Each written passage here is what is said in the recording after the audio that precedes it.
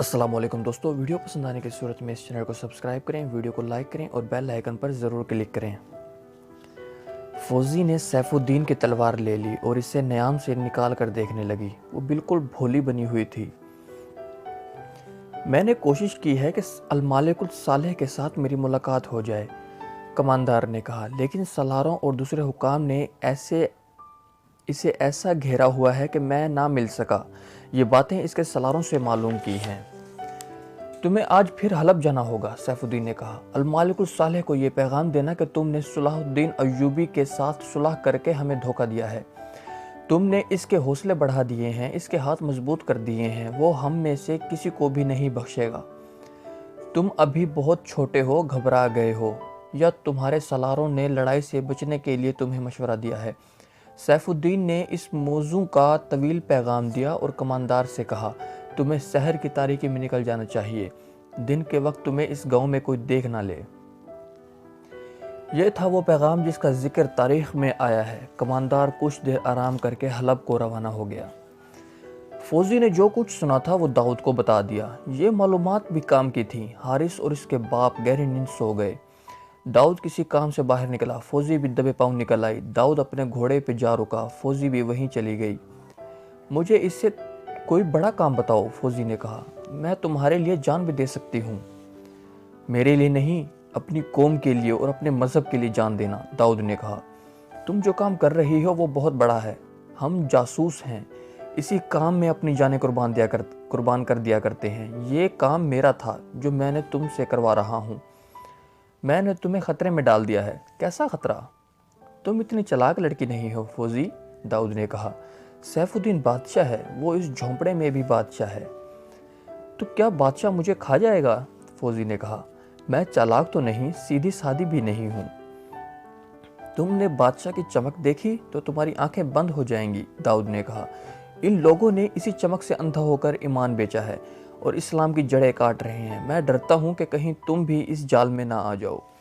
तुम कहाँ के रहने वाले हो? मैं कहीं का भी रहने वाला नहीं हूँ, दाऊद ने जवाब दिया। मैं जासूस और छापा मार हूँ।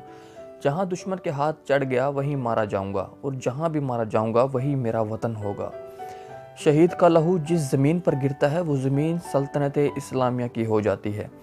इस ज़मीन को कुफ्र से पाक करना हर मुसलमान का फ़र्ज़ बन जाता है। हमारी माओ बहनों ने हमें जो जवान किया और खुदा के हवाले कर दिया है, उन्होंने अपने दिलों पर पत्थर रख लिए हैं और इस ख्वाहिश से दस्तबरदार हो गई हैं कि हम इन्हें कभी मिलेंगे। तुम्हारे दिल में अपने घर जाने की, अपनी माँ को देखने की, बहन से मिलने की ख्वाहिश तो होगी, फौजी ने जज्बाती लहजे में पूछा। इंसान ख्वाहिशों का गुलाम हो जाए तो फ़र्ज़ अधूरे रह जाते हैं, दाऊद ने जवाब दिया। जान से पहले जज्बात कुर्बान करने पड़ते हैं। तुम्हें भी ये कुर्बानी देनी होगी। फौजी इसके करीब हो गई और बोली, मुझे अपने साथ रख सकते हो? नहीं, दाऊद ने जवाब दिया। कुछ दिन मेरे पास रह सकते हो? फौजी ने जवाब दिया। मेरे फ़र्ज़ ने ज़रूरत समझी तो रहूँगा, दाऊद ने कहा। मुझे अपने पास रख कर क्या करोगी?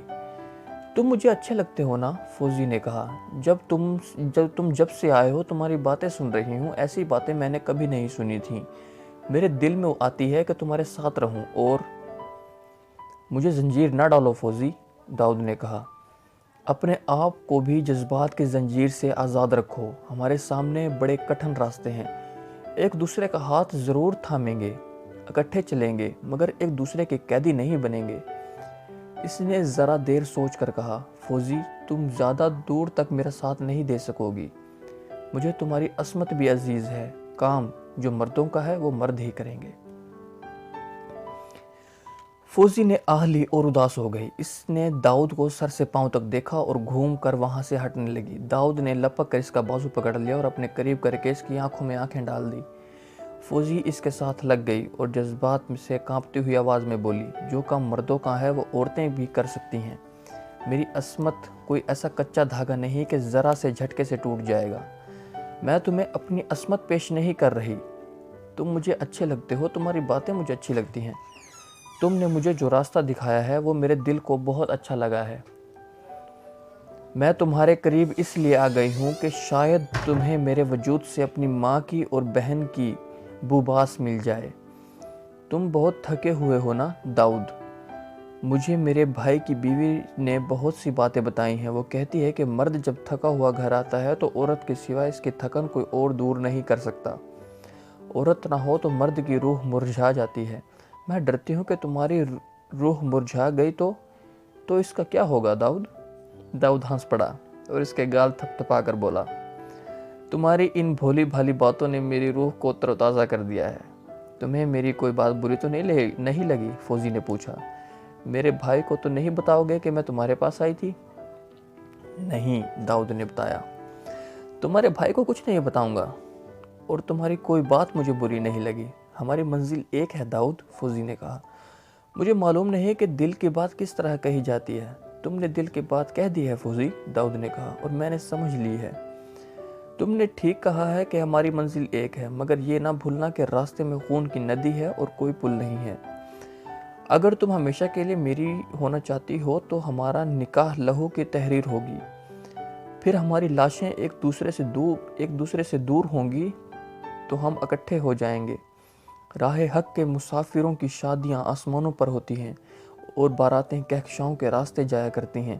ان کی خوشی میں سارا آسمان ستاروں کی چراغاں کیا کرتا ہے۔ فوزی جب وہاں سے چلی تو اس کے ہونٹوں پر مسکراہٹ تھی۔ اس مسکراہٹ میں مسرت کا تاثر کم اور ایسا تاثر زیادہ تھا، اس میں عزم تھا، کچھ کر گزرنے کا جذبہ تھا۔ 2 دنوں کے بعد کماندار واپس آ گیا، جو المالک الصالح کے نام سیف الدین کا پیغام لے کر گیا تھا۔ اس کی ملاقات المالک الصالح سے نہیں ہوئی تھی، پیغام اس نے پہنچا دیا تھا۔ اس نے کہا تھا کہ وہ پیغام کا تحریری جواب دے گا۔ کماندار وہاں بتا آیا تھا کہ سیف الدین کہاں ہے اور جس گھر میں وہ بیٹھا ہے اس کی نشانیاں کیا ہیں۔ سیف الدین اپنے پیغام کے جواب کا انتظار کرتا رہا۔ جواب نہ آیا، وہ پریشان ہونے لگا۔ تیسرے چوتھے دن بھی وہ بہت بے چین ہو گیا۔ کیوں نہ میں خود ہی حلب چلا جاؤں، اس نے اپنے نائب سالار سے کہا۔ اگر حلب کی فوج نے صلاح الدین ایوبی کے ساتھ صلح اور جنگ بندی کا معاہدہ کر لیا ہے تو ہمیں اپنے متعلق بہت کچھ سوچنا پڑے گا۔ کمشتگین والی ہرن کا کوئی بھروسہ نہیں ہے، ہم تنہا تو نہیں لڑ سکتے، ہمیں صلیبیوں کے ساتھ مل کر کوئی منصوبہ بنانا پڑے گا۔ کیا یہ ممکن ہو سکتا ہے کہ المالک الصالح صلح کا معاہدہ توڑ دے؟ نائب سالار نے پوچھا۔ یہ ممکن ہے، کماندار نے کہا۔ میں نے اس کے جن سالاروں اور کمانداروں سے بات کی ہے وہ کہتے ہیں کہ المالک الصالح نے صلاح الدین ایوبی کو دھوکہ دیا ہے۔ اگر اس نے دھوکہ نہیں دیا تو بھی زیادہ تر سالار اور دوسرے حکام اس معاہدے کو تسلیم نہیں کرتے۔ مشیر صلیبی تو فوری حملے کے حق میں ہیں۔ آپ کو حلب چلے جانا چاہیے، نائب سالار نے اسے کہا، اور میں موصل چلا جاتا ہوں۔ ایک بار پھر حلب چلو، سیف الدین نے کماندار سے کہا۔ المالک الصالح کو بتا دو کہ میں آ رہا ہوں۔ تم روانہ ہو جاؤ گے تو اگلی رات میں بھی روانہ ہو جاؤں گا، ہو سکتا ہے وہ مجھے ملنا نہ چاہے۔ شہر سے باہر المبارک کے نام سے جو چشمے ہیں وہاں قیام کروں گا۔ المالک الصالح سے کہنا کہ مجھے وہاں ملے، اگر وہ نہ ملنا چاہے تو مجھے المبارک آ کر بتا دینا۔ کیا آپ کا اکیلے جانا مناسب ہے؟ نائب سالار نے پوچھا۔ ان علاقوں میں کوئی خطرہ تو نہیں، سیف الدین نے کہا۔ میں رات کو جاؤں گا، کسی کو کیا خبر کہ والی موصل جا رہا ہے۔ صلاح الدین ایوبی کے جاسوسوں اور چھاپہ ماروں کا کوئی بھروسہ نہیں، نائب سالار نے کہا۔ ان سے ہماری کوئی محفوظ جگہ نہیں ہے۔ مجھے جانا ضرور ہے، سیف الدین نے کہا۔ خطرہ مول لینا ہی پڑے گا۔ آج تم موصل کو روانہ ہو جاؤ، میں کل رات حلب کو روانہ ہو جاؤں گا۔ جس وقت یہ باتیں ہو رہی تھی اس وقت داؤد اور حارث کے کان دروازے کے دراز کے ساتھ لگے ہوئے تھے۔ دونوں وہاں سے ہٹ گئے اور اپنے کمرے میں چلے گئے۔ داؤد گہری سوچ میں کھویا ہوا تھا، اسے سیف الدین کا تعاقب کرنا تھا، لیکن کس طرح؟ سوچ کر اس کا دماغ میں ایک ترکیب آ گئی۔ ہم سیف الدین کے محافظ بنیں گے اور اس کے ساتھ حلب جائیں گے، داؤد نے حارث سے کہا۔ ہم اچانک اس کے سامنے جائیں گے اور کہیں گے کہ ہم آپ کی فوج کے سپاہی ہیں۔ اگر اس نے کہہ دیا کہ دونوں موصل چلا جاؤ تو کیا کرو گے؟ حارث نے پوچھا۔ میں اپنا جادو چلانے کی کوشش کروں گا، داؤد نے کہا۔ اگر یہ بھی ناکام ہو گیا تو پھر یہ بھی حلب نہیں جائے گا، داؤد نے کہا۔ المالک الصالح نے صلاح الدین ایوبی کے ساتھ صلح کر لی ہے تو سیف الدین اس معاہدے کو منسوخ کرانے کے لیے حلب نہیں پہنچ سکے گا۔ اس نے حارث کو سمجھا دیا کہ انہیں کرنا کیا ہے۔ اسی رات سیف الدین بند کمرے میں اپنے نائب سالار اور کماندار کے پاس بیٹھا انہیں آخری ہدایت دے رہا تھا۔ رات کا پہلا پہر تھا۔ پہلے کماندار وہاں سے نکلا، حارث کے باپ نے اسے گھوڑا کھول کر دے دیا۔ کچھ دیر بعد نائب سالار بھی چلا گیا، سیف الدین اکیلا رہ گیا۔ وہ لیٹ گیا۔ اچانک کمرے کا دروازہ دھماکے سے کھلا۔ وہ گھبرا کر اٹھ بیٹھا۔ دیکھا فوزی سراپے مسرت اور خوشی بنی ہوئی تھی۔ وہ دوڑتی آئی اور اس کے پاس بیٹھ کر اس نے سیف الدین کے دونوں ہاتھ پکڑ لیے۔ میرا بھائی آ گیا ہے، فوزی نے خوشی سے دیوانہ وار ہوتے ہوئے کہا۔ اس کے ساتھ اس کا ایک دوست ہے، تم نے انہیں بتایا ہے میں یہاں ہوں؟ سیف الدین نے پوچھا۔ ہاں، فوزی نے کہا، میں نے بتا دیا ہے۔ وہ اتنے خوش ہیں کہ آپ سے ملنے کی اجازت مانگتے ہیں، انہیں لے آؤ۔ داؤد اور حارث سیف الدین کے سامنے گئے۔ فوجی انداز سے سلام کیا۔ سیف الدین نے اشارے سے اس کے پاس بیٹھ گئے۔ انہوں نے اپنے کپڑے اور چہروں پر گرد ڈال لی تھی اور سانسیں اس طرح لے رہے تھے جیسے بہت تھکے ہوئے ہوں۔ سیف الدین نے ان سے پوچھا کہ وہ کون سے دستے میں ہیں۔ حارث چونکہ اس کی فوج کا سپاہی تھا اس لیے ان سوالوں کا جواب اس نے دے دیا۔ داؤد کو تو کچھ بھی معلوم نہیں تھا۔ تم اتنے دن کہاں رہے ہو؟ سیف الدین نے پوچھا۔ ہمیں بتاتے ہوئے شرم آتی ہے کہ ہماری فوجیں کس طرح پسپا ہوئی، داؤد نے کہا۔ ہمیں بھی پسپا ہونا تھا، لیکن میں اسے ساتھ لے کر ایک چٹان میں چھپ گیا، یہ دیکھنے کے لیے کہ صلاح الدین ایوبی کی فوج تعاقب میں آتی ہے کہ کہیں پڑاؤ کرتی ہے۔ میں نے جاسوسی شروع کر دی۔ آپ کو شاید یاد ہوگا کہ آپ نے فلسطین صلیبی مشیروں سے چھاپہ مار جیش تیار کرائے تھے۔ میں بھی ایک جیش میں تھا۔ میں نے گہری دلچسپی سے تربیت حاصل کی تھی۔ جنگ میں یہ تربیت بہت کام آئی۔ جنگ ختم ہو گئی، میں نے اس تربیت سے فائدہ اٹھایا اور سوچا کہ اگر میں بھاگوں گا تو اپنی فوج کے لیے دشمن کے کچھ راز بھی ساتھ لیتا چلوں گا۔ یہ حارث مل گیا، اسے میں نے اپنے ساتھ رکھ لیا۔ صلاح الدین ایوبی کی فوج پیش قدمی کرتی رہی اور ہم دیکھتے رہے۔ اگر ہمارے ساتھ 7-8 سپاہی ہوتے تو ہم شب خون مار مار کر اس فوج کا بہت نقصان کرتے۔ ہم نے صلاح الدین ایوبی کی فوج کو ترکمان کے علاقے میں پڑاؤ کرتے دیکھا ہے۔ فوج نے خیمے جس طرح گاڑے ہیں اس سے پتہ چلتا ہے جیسے فوج وہاں لمبے عرصے کے لیے ٹھہرے گی۔ مجھے بہت افسوس ہے، ہماری فوجیں گھبرا کر بھاگ آئی ہیں۔ اس سے پوچھیں، ہم نے دشمن کی فوج کو جو لاشیں دیکھی ہیں ان کی تعداد چند سو نہیں چند ہزار ہے، زخمیوں کا کوئی حساب نہیں۔ ہم نے رات کو ان کی خیمہ کے قریب جا کر دیکھا ہے۔ اللہ توبہ، زخمیوں کا کراہنا برداشت نہیں ہوتا، یوں معلوم ہوتا ہے جیسے آدھی فوج زخمی ہے۔ امیر محترم، اللہ آپ کا اقبال بلند کرے، آپ بہتر جانتے ہیں کہ ہمیں کیا کرنا ہے۔ ہم آپ کے غلام ہیں، جو حکم دیں گے بجا لائیں گے۔ میرا خیال یہ ہے کہ صلاح الدین ایوبی کی فوج لڑنے کے قابل نہیں۔ اگر آپ اپنی فوج فوراً اکٹھی کر کے حملہ کر دیں تو صلاح الدین ایوبی کو آپ دمشق پہنچا سکتے ہیں۔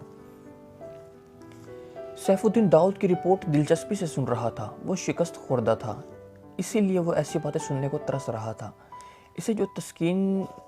جو اسے تسکین دیں کہ اسے شکست نہیں ہوئی، وہ بھاگا نہیں، بلکہ اس کی فوج اس کے اتحادی گھبرا کر بھاگے تھے۔ داؤد اس کی یہ نفسیاتی ضرورت پوری کر رہا تھا۔ یہ اس کی کمزوری تھی جس کے اثر سے داؤد کی باتیں اسے ذہنی سکون دے رہی تھیں۔ ہم موصل جا رہے تھے، داؤد نے کہا۔ اس حارث کا گاؤں راستے میں پڑتا تھا۔ یہ کہنے لگا کہ گھر والوں سے ملتے چلیں۔ ہم یہاں آئے تو اس کے محترم والد نے بتایا کہ آپ یہاں ہیں۔ یقین نہ آیا آپ کو یہاں دیکھ کر۔ ہمیں بھی یقین نہیں آ رہا کہ آپ یہاں ہیں۔ ہم یہ باتیں آپ تک پہنچانا چاہتے تھے۔ خدا نے ہم پر بڑا ہی کرم کیا ہے۔ ہم تمہاری باتیں سن کر بہت خوش ہوئے ہیں، سیف الدین نے بادشاہوں کی طرح کہا۔ تمہیں اس بہادری کا انعام ملے گا۔ ہمارے لیے اس سے بڑا انعام کیا ہو سکتا ہے کہ ہم آپ کی برابری میں بیٹھے ہیں، آپ کے ساتھ باتیں کر رہے ہیں، حارث نے کہا۔ ہم آپ کے لیے جانیں دے کر اپنی روحوں کو خوش کرنے میں بیتاب ہیں۔ معلوم ہوا ہے کہ آپ کے ساتھ کوئی اور بھی ہے، داؤد نے پوچھا۔ وہ دونوں چلے گئے ہیں، سیف الدین نے کہا۔ میں بھی چلا جاؤں گا۔ ہم پوچھنے کی جرات نہیں کر سکتے کہ آپ یہاں کیوں رکے ہوئے ہیں، حارث نے کہا۔ اور اب کہاں جا رہے ہیں؟ میں آپ سے بہت شرمسار ہوں کہ آپ کو میرے گھر والوں نے اس گندے سے کمرے میں رکھا اور فرش پر بٹھا رکھا ہے۔ میری خواہش یہی تھی، سیف الدین نے کہا۔ میں یہیں چند دن گزارنا چاہتا تھا۔ تم کسی کو نہ بتانا کہ میں یہاں ہوں۔ آپ کہاں جا رہے ہیں؟ داؤد نے کہا۔ میں حلب جاؤں گا، سیف الدین نے کہا۔ وہاں سے موصل چلا جاؤں گا۔ لیکن آپ اکیلے ہیں، داؤد بولا۔ آپ کے ساتھ کوئی محافظ نہیں؟ اس علاقے میں کوئی خطرہ نہیں، سیف الدین نے کہا۔ اکیلا چلا جاؤں گا۔ گستاخی کی معافی چاہتا ہوں، داؤد نے کہا۔ اس علاقے کو دشمن سے خالی نہ سمجھیں۔ جو میں جانتا ہوں وہ آپ نہیں جانتے۔ صلاح الدین ایوبی کے چھاپہ مار گھوم رہے ہیں۔ کسی نے آپ کو پہچان لیا تو ہم دونوں ساری عمر پچھتاتے رہیں گے کہ ہم آپ کے ساتھ کیوں نہ تھے۔ اتفاق سے ہم آ گئے ہیں، ہمارے پاس گھوڑے ہیں، ہتھیار ہیں، ہم آپ کے ساتھ چلیں گے۔ ویسے بھی کوئی حکمران محافظوں کے بغیر کہیں جاتا اچھا نہیں لگتا۔ سیف الدین کو محافظوں کی ضرورت تھی، وہ تو پہلے ہی بہت زیادہ ڈرا ہوا تھا۔ داؤد نے اسے اور ڈرایا۔ اس نے انہیں کہا کہ وہ اپنے کپڑے صاف کر لیں اور اگلی رات چلنے کے لیے تیار ہو جائیں۔ وہ اندر چلے گئے۔ سیف الدین فوزی کا انتظار کرنے لگا، لیکن فوزی اس کے کمرے میں نہ گئی۔ دن کو داؤد اور حارث اس کے لیے کھانا لے گئے، اس کے پاس بیٹھے رہے اور دن گزر گیا۔ جس وقت یہ تین مسلمان حکمران صلاح الدین ایوبی پر حملہ کرنے کی تیاریوں میں مصروف تھے، وہاں سے کچھ دور صلیبی کمانڈروں اور حکمرانوں کی کانفرنس ہو رہی تھی۔